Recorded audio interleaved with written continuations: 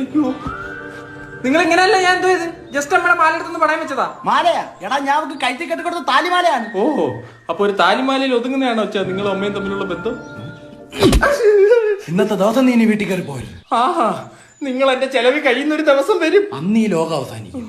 എടാ പണ്ട് തറ നെയ്താൻ പറഞ്ഞ പറ നെയ്തിട്ട് വള്ളി ഇട്ട് വായിക്കുന്നവനെ ഇറങ്ങിപ്പോടാ അങ്ങോട്ട്.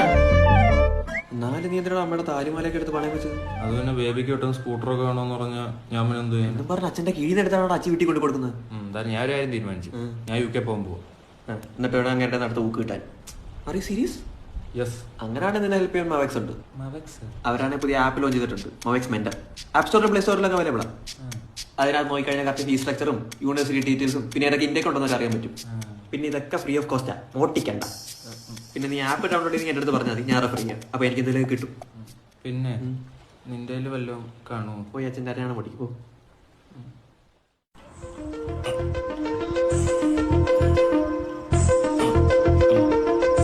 പോയി, അതും പോയി. മകനേ,